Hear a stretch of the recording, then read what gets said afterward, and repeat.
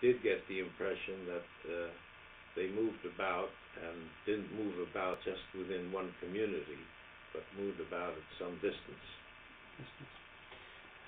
What did he say insofar as his truancy that you remembered? Well,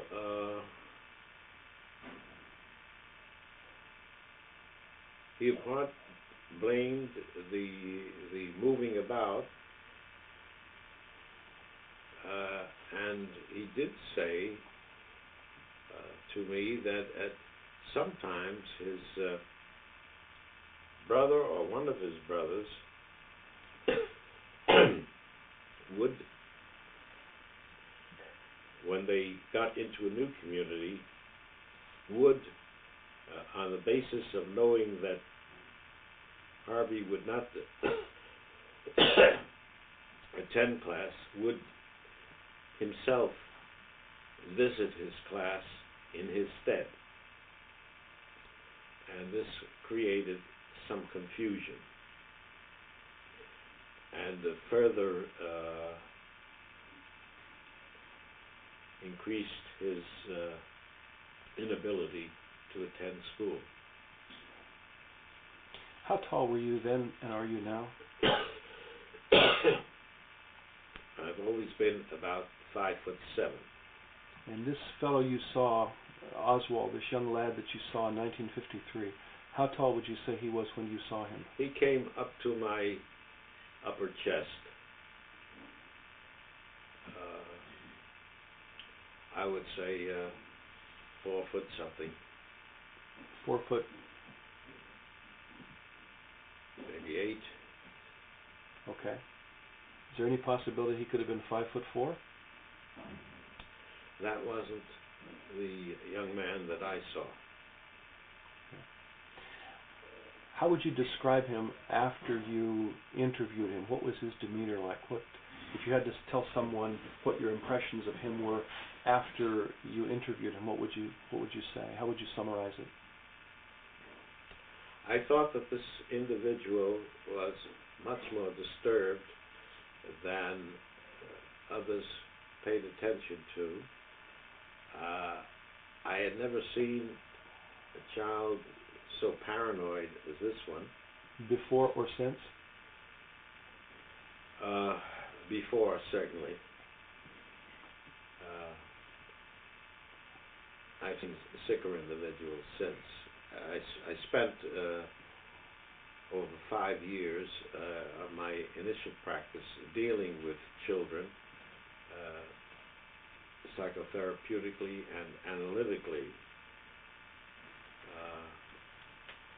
and worked with adolescents subsequently, and finally, after my analytical training, got into dealing more with adults.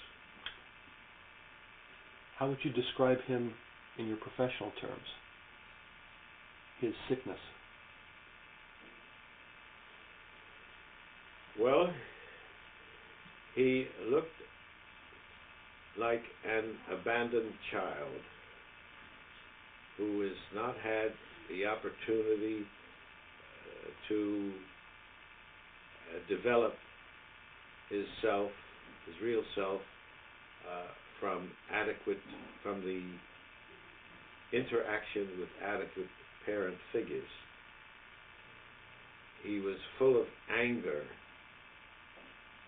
and frustration. He was distrustful.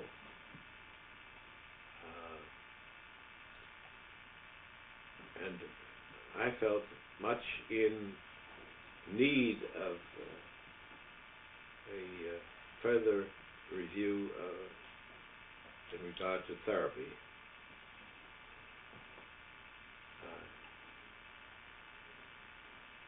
Okay. Malcolm, any questions? Yeah. If I can jump forward a bit. If I can jump forward a bit. Sure. When you heard or saw the reports of the assassination, how long was it before you equated the gentleman in Dallas that was arrested with the child that you'd interviewed some years previously? Was it an immediate thing? It was fairly immediate. I would say within a week or so, subsequent to the assassination, I did call the FBI and did speak with an individual there,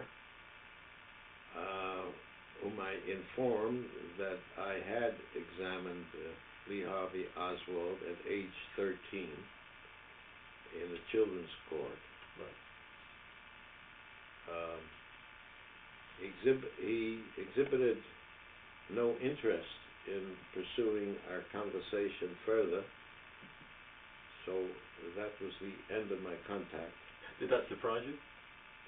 Yes, it did surprise me, because initially in my conversation with the probation officer, I had indicated to him that this was a child that was full of anger and potentially homicidal, particularly against figures of authority, such as parent figures, policemen, even the probation officer himself, and perhaps even the President of the United States. So you left it at that for a while, and then did you not write to somebody? Yes, I felt moved to write a letter to Mrs. Kennedy,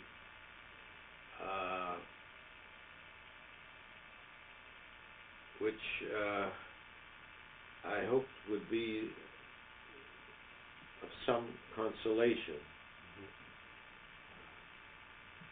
I certainly felt it was a great loss to her, and felt moved humanly to let her know.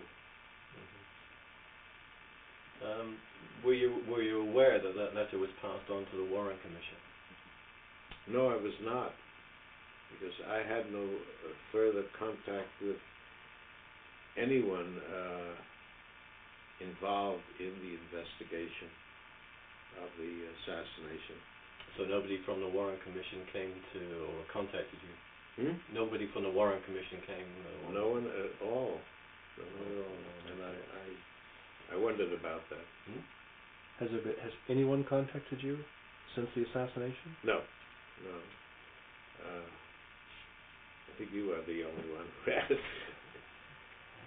There was actually, we only found out quite recently, but there was a full background check on Oswald, going back to school days, done in 1959 by the Office of Naval Intelligence. Nobody from that office contacted you or at that time? No one at all. No. Okay. The probation officer, you did not know his name, or you didn't remember his name, but can you describe him, what he looked like? Yes, he was a young man,